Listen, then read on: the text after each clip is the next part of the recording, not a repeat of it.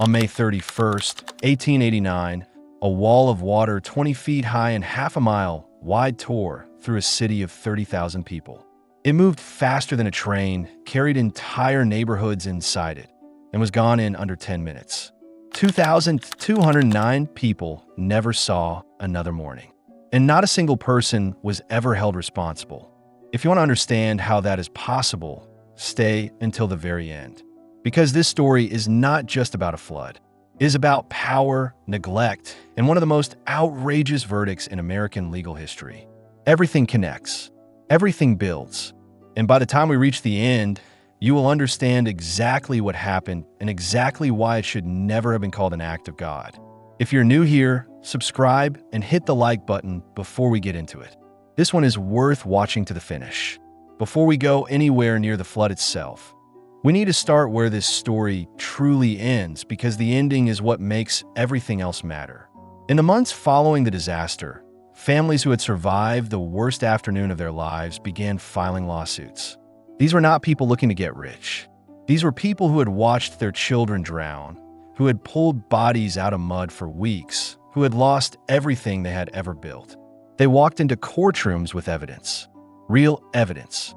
Letters written by engineers years before the flood, warning in plain language that the dam above their city was dangerous. Documentation showing that repairs had been made on the cheap and that critical modifications had been made to the structure that made it far more likely to fail. Witnesses who could describe exactly what was done, who ordered it, and who paid for it. The men they were suing were not ordinary citizens.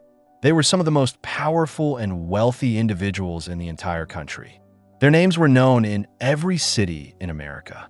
They had funded politicians, built railroads, controlled banks, and shaped the American economy in ways that are difficult to fully comprehend today. And their lawyers were among the best money could buy. The legal argument made on their behalf was simple and, as it turned out, devastatingly effective. They argued that no individual could be held responsible for a natural disaster. They argued that the rainfall that spring had been exceptional, historic even, and that no structure could have been expected to withstand it. They called it an act of God, a phrase that in legal terms essentially means that nature itself was the killer, not the men who built and maintained the dam above the city. The judge agreed. Every lawsuit failed. Not a single cent of compensation was ever paid to a surviving family. Not a single person spent a day in jail. Not a single executive, not a single engineer, not a single club member faced any meaningful consequence whatsoever. 2,209 dead.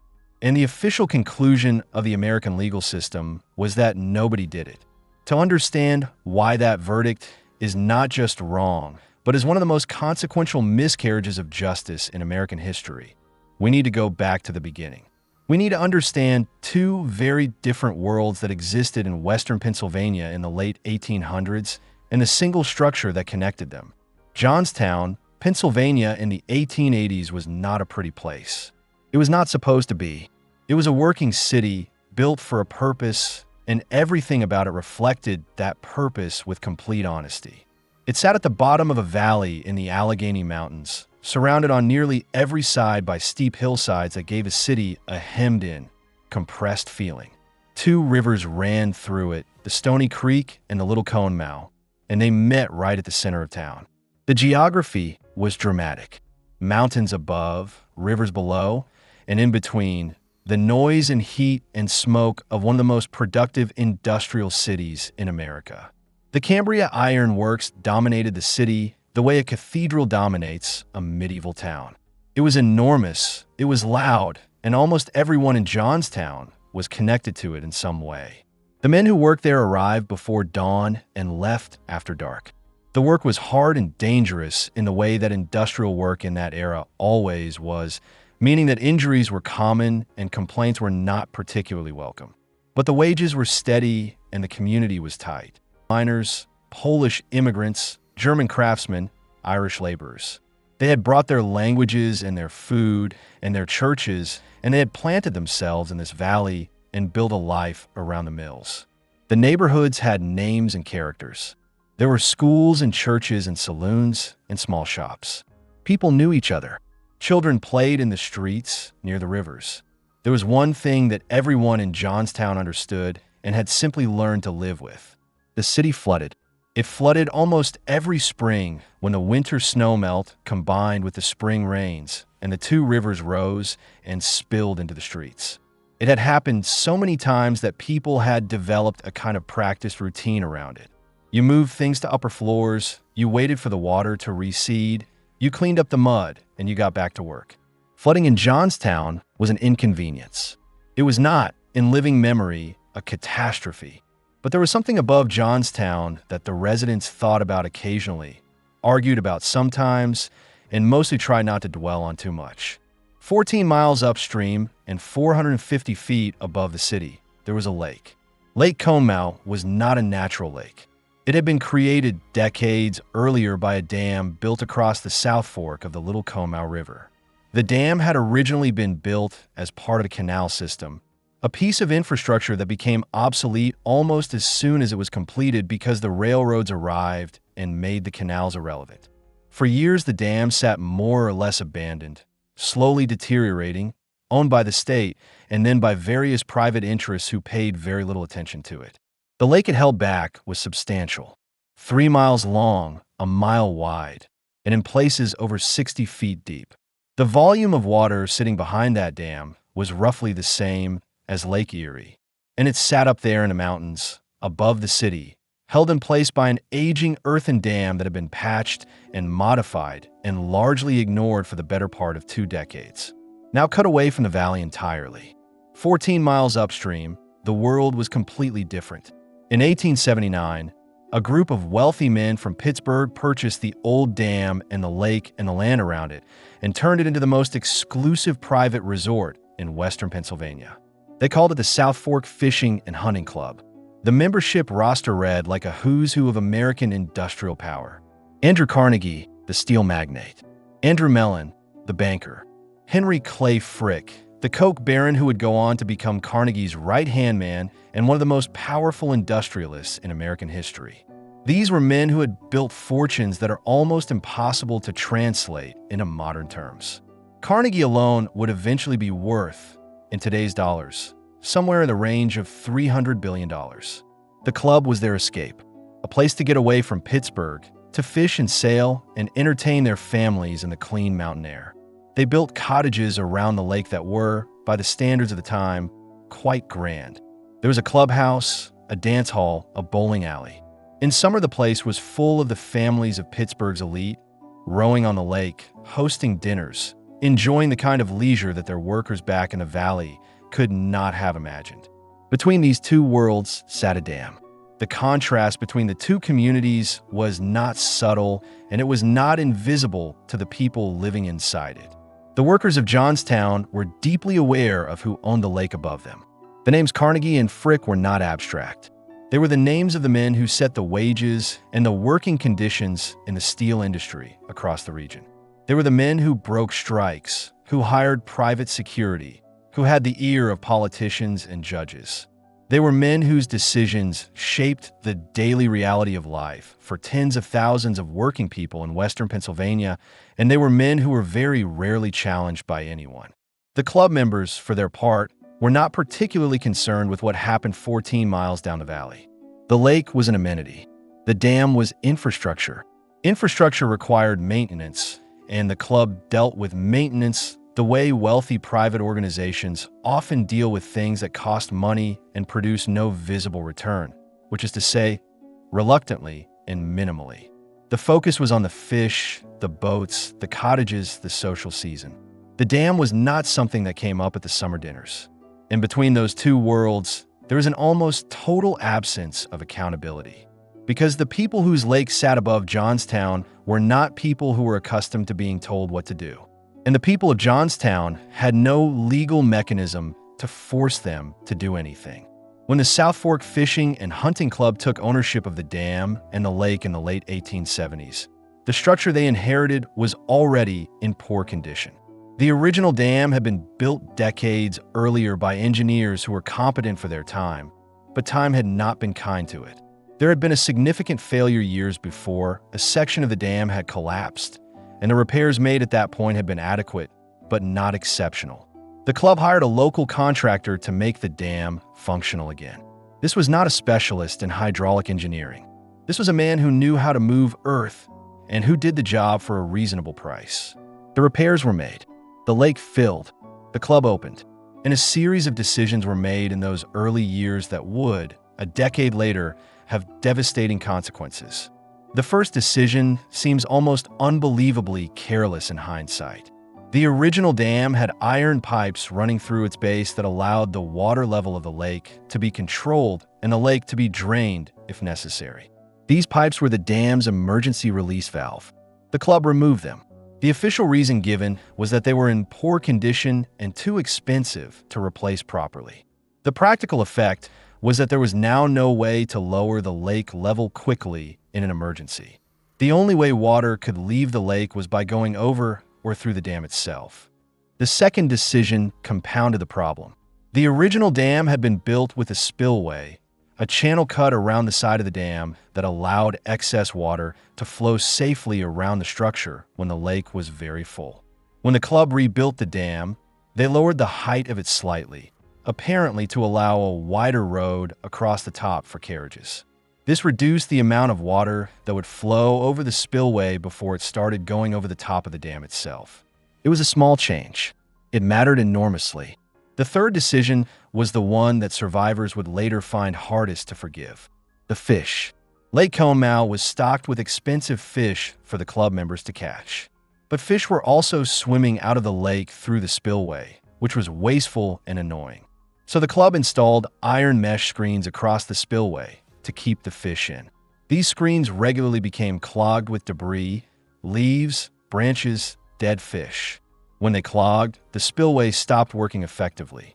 And when the spillway stopped working, the only place excess water could go was directly over the dam. Engineers knew about these problems, not just vaguely. Specifically, there are letters on record, written in the years before the flood, from engineers who had inspected the dam and put their concerns in writing. One engineer wrote directly that he believed the dam was not safe and that in the event of extreme rainfall, the consequences could be catastrophic for the communities below. These letters were received. They were filed. Nothing was done. And the people of Johnstown were not entirely ignorant of all this. The dam was a subject of local concern that cycled in and out of public conversation over the years.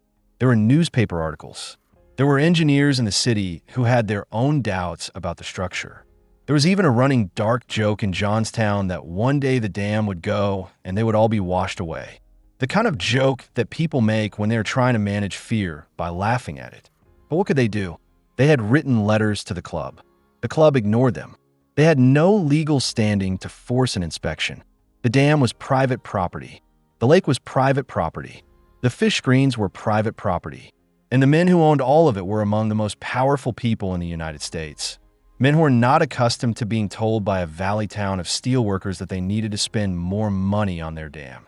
And so the lake sat there, season after season, year after year, getting incrementally more dangerous with each winter and each spring thaw as the water cycled through, as the earthen walls of the dam absorbed moisture and settled and shifted in ways that no one was measuring carefully. By the spring of 1889, the dam had not had a serious professional inspection in years. The fish screens were still in place. The emergency drainage pipes were still gone. The spillway was still too low. And above Johnstown, the lake was very, very full. The spring of 1889 was wet even by the standards of western Pennsylvania, which gets plenty of rain. But the last days of May brought something different. A weather system moved in from the west that was described by meteorologists of the time as one of the most intense rainfall events ever recorded in the region. In the 2 days before May 31st, parts of the Allegheny Mountains received more than 6 inches of rain. Some areas received closer to 8. To put that in perspective, 6 inches of rain falling in 2 days over a large mountain watershed sends an enormous volume of water rushing downhill into every stream and river in the region. The rivers around Johnstown were already high from the wet spring. By the morning of May 31st, they were rising quickly, and the lower streets of the city were already flooding in the familiar springtime way. People were moving things upstairs. Children were staying home from school. It was, in the minds of most residents, a bad flood day, but not an unusual kind of day. Up at the dam, the situation was far more serious. The lake had been rising since the night of May 30th. By the early hours of May 31st, the water was within a few feet of the top of the dam. A small crew of workers employed by the club had been monitoring the situation through the night, and as dawn broke, they could see that they were in serious trouble. The spillway was overwhelmed and the debris screens were partially clogged, reducing its effectiveness even further.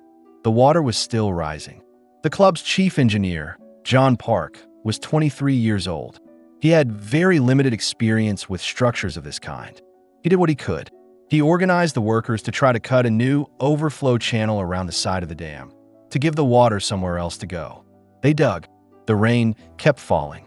The lake kept rising. The numbers were simply against them. By mid-morning, Park sent a rider down to the nearest telegraph station to send warnings to communities downstream. The warning that reached Johnstown was passed along by the local telegraph operator to the city's authorities. The response was essentially calm. The dam had been a concern for years. The warnings had come before. Nothing had ever happened. The city was already flooding, and people were dealing with that in the usual way. The warning was noted and largely set aside. Back at the dam, the situation was becoming desperate. By early afternoon, the water was lapping right at the top of the structure. The workers could see it was going to go over. Once water starts flowing over the top of an earthen dam, the process of erosion begins almost immediately. The water cuts into the earth, the breach widens, and then it is no longer a controlled overflow, but a catastrophic failure. At approximately 3:10 in the afternoon, the South Fork Dam failed. The noise it made was described by people who heard it from miles away as a sound like thunder, but continuous. Not a crack, but a sustained roar that grew and grew. The lake, 20 million tons of water, did not so much flow out as collapse. The entire center of the dam gave way within minutes, and the lake essentially emptied itself in under an hour, the bulk of it in the first few minutes of the breach. What came down the valley was not, in any conventional sense, just water.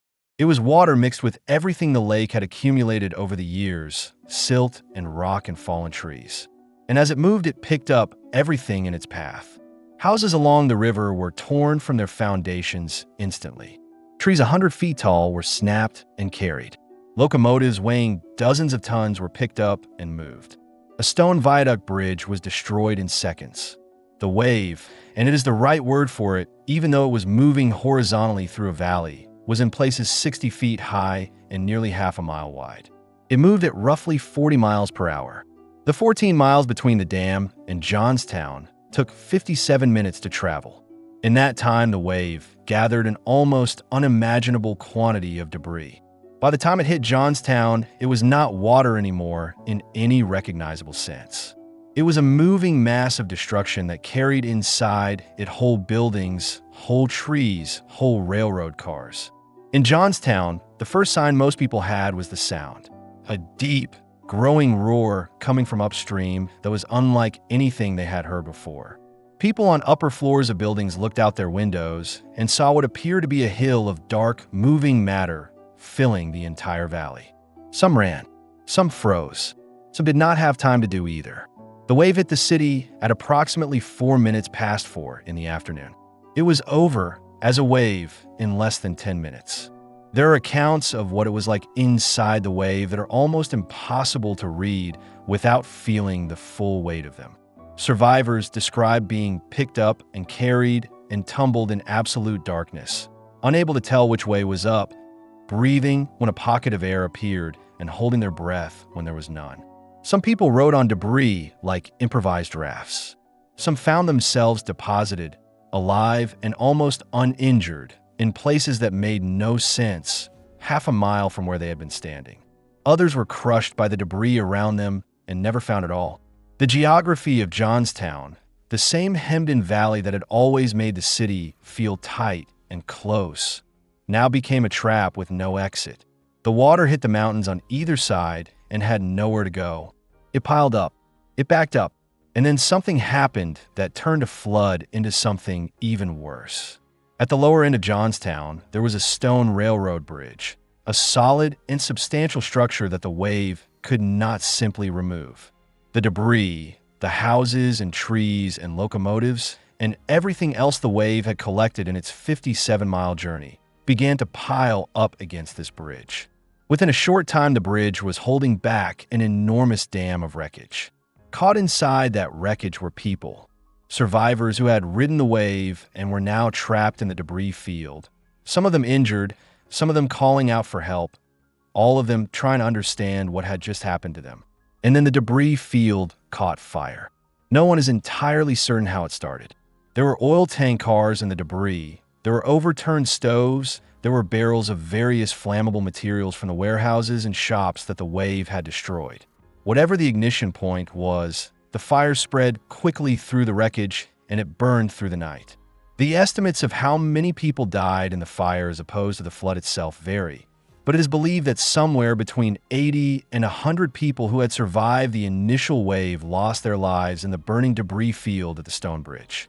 The rescue effort that began in the hours and days after the flood was enormous and deeply chaotic. The city had essentially ceased to exist in any organized form. Communication infrastructure was destroyed. Roads were buried under mud and debris. The dead were everywhere, buried in the mud, tangled in wreckage, caught in the ruins of buildings. One of the most striking details of the aftermath is the smell.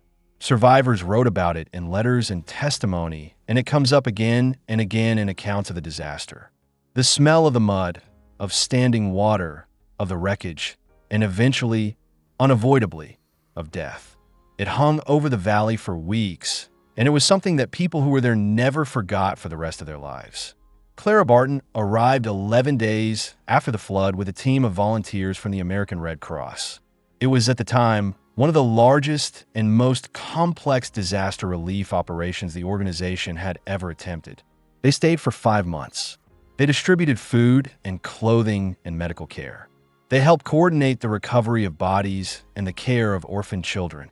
Barton herself was 67 years old, and she worked with a focus and energy that impressed everyone around her. The count of the dead was an ongoing and deeply painful process. Bodies were recovered for weeks. Some were found miles from the city, carried downstream by the receding water. Some were found buried under feet of mud months later. There were people who simply vanished, carried away completely, never recovered at all. Entire families were wiped out, leaving no one to identify the missing. Mass graves were dug for the unidentified. The final count of 2,209 is generally accepted as accurate, but some historians believe it may be an undercount, that there were people in Johnstown that day whose presence was known to no one and whose absence was noticed by no one. Among the dead were 999 people who could never be identified. Think about what that means practically. Nearly 1,000 people buried without names, without families to mourn them specifically, without headstones that bore their own history. They were put into the ground as unknowns, and they remain unknowns. There is a section of Grandview Cemetery in Johnstown called the Plot of the Unknown, where many of them rest. It is one of the quieter and more devastating things about this disaster. The sheer number of people who were erased so completely that even their names could not be preserved. The survival stories are equally remarkable in their way. A 16-month-old baby girl named Gertrude Quinn was found floating on a mattress miles from where her family home had stood, alive and unharmed, rescued by a man who spotted her from a rooftop. She grew up to tell the story herself, many times for the rest of her long life. A man named Victor Heiser, who was 18 at the time, rode the debris field for miles and survived by climbing and jumping between floating wreckage, eventually landing in a tree. He became a physician, worked across the world, and wrote about the flood decades later with a clarity that makes it feel present. The richest men in America, whose lake had just destroyed a city, sent telegrams of condolence from their offices in Pittsburgh. Andrew Carnegie donated a public library to Johnstown. It was the kind of gesture that was meant to look generous while avoiding the question of what he actually owed the people of that valley. Now we come back to the courtroom. And now, having walked through everything that led to this moment, you understand why the verdict was not just wrong, but almost incomprehensible. The legal cases against the South Fork Fishing and Hunting Club and its members began almost immediately. The survivors and the families of the dead had righteous anger and substantial evidence on their side. They had the engineers' warning letters. They had testimony about the removed drainage pipes, the lowered spillway, the fish screens. They had witnesses who could describe the condition of the dam in the months before the flood and the inadequate attempts to repair and maintain it. They had, in other words, a compelling case for negligence. Not accident, not bad luck. Deliberate decisions made by identifiable people that created a foreseeable danger. The defense had something more powerful. It had the law as it existed in 1889, and it had the fact that American courts had almost no precedent for holding private landowners responsible for damage caused by water escaping their land, particularly when the escape was triggered by exceptional weather. The legal doctrine they leaned on was old and English in origin. Under this doctrine, if you used your land in a natural way and something went wrong, you were not liable. The defense argued that building a dam and maintaining a private lake was a perfectly natural use of private land. They argued that the rainfall event was so extreme that no dam could reasonably have been expected to survive it. They argued that their clients had acted in good faith and that the tragedy was the result of forces beyond any human control. The courts accepted this argument. Every claim was dismissed. The Act of God defense held, and Carnegie continued building libraries. Frick continued building his empire. Mellon continued his rise toward becoming one of the most powerful financiers in American history and would eventually serve as Secretary of the Treasury under 3 presidents. None of them, as far as the historical record shows, spent significant time reflecting on what their negligence had done to the people of Johnstown. What the legal failure in Johnstown did do, over time, was create pressure for change. The case was studied by legal scholars, and it contributed to a gradual evolution in American negligence law over the following decades. The idea that private landowners could escape responsibility for foreseeable harm caused by poorly maintained structures on their property slowly became harder and harder to sustain in American courts. The Johnstown case is cited in legal literature as a turning point, not because justice was done, but because the injustice was so glaring that it helped push the law in a different direction. But that is cold comfort for the 2,209 people who did not get to see the law evolve.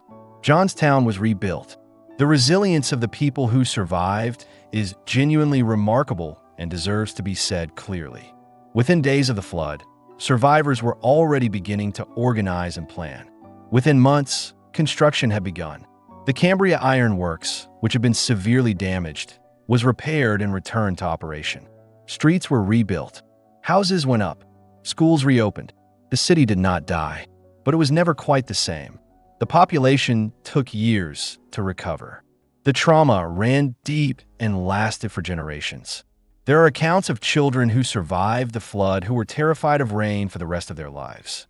People who had lived on the rivers all their lives and could no longer bear to look at them. The psychological damage of what happened on May 31st, 1889, was not something that rebuilt streets could fix.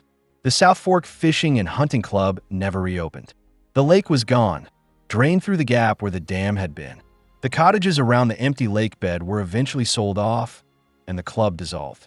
The site today is a national memorial managed by the National Park Service, where you can walk the outline of where the dam stood and look down at the valley below and try to understand what it would have looked like when the water came through. There is something that stays with you when you look at this story from the distance of more than 100 years. Not just the scale of the loss, though that is staggering. Not just the legal failure, though that is enraging. It is the specificity of the decisions that led here. This was not a mysterious disaster. This was not an unpredictable event. The dam above Johnstown was known to be dangerous. The modifications that made it more dangerous were made by identifiable people for identifiable reasons. The warnings were written down and ignored by people who had the money and the means to act on them, and simply chose not to. The fish screens. That detail sits in the history of the Johnstown flood like a splinter. A modification made to a failing dam to protect the fishing experience of millionaires and one of the factors that made the failure worse than it might have been.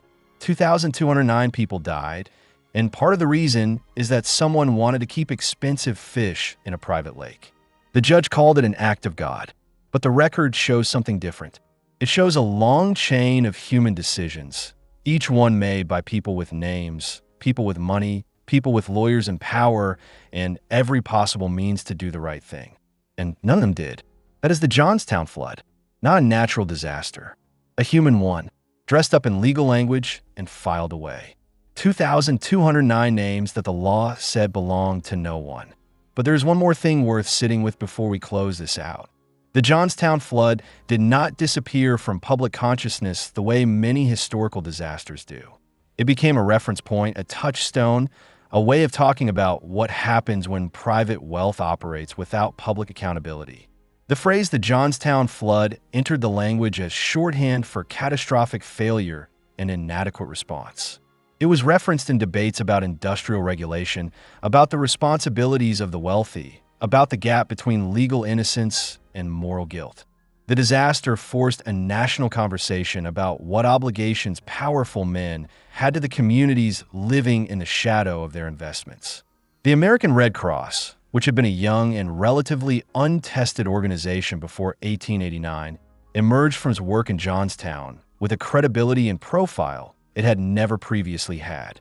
The scale of what Clara Barton and her volunteers managed in those 5 months, the coordination of relief from across the country, the practical and methodical approach to helping tens of thousands of people who had lost everything, demonstrated what organized disaster response could look like.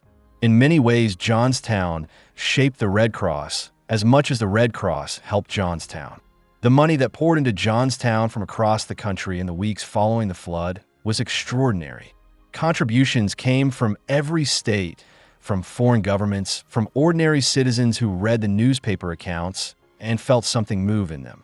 The total amount of relief money raised was in the millions of dollars, which in 1889 was an almost inconceivable sum for a disaster relief effort. People wanted to help. The public response was genuine and generous. And yet none of that generosity came from the men whose dam had caused the disaster, not in any meaningful or proportionate way. That gap between what the public gave and what the responsible parties refused to give is part of what made the legal verdict so deeply felt. It was not just that the court said no one was responsible. It was that the court said this at the same moment that the rest of the country was responding with profound generosity. The contrast made the verdict feel not just wrong, but indecent. If this story stayed with you, subscribe and share it. These are the histories that deserve to be remembered, and we will see you in the next one.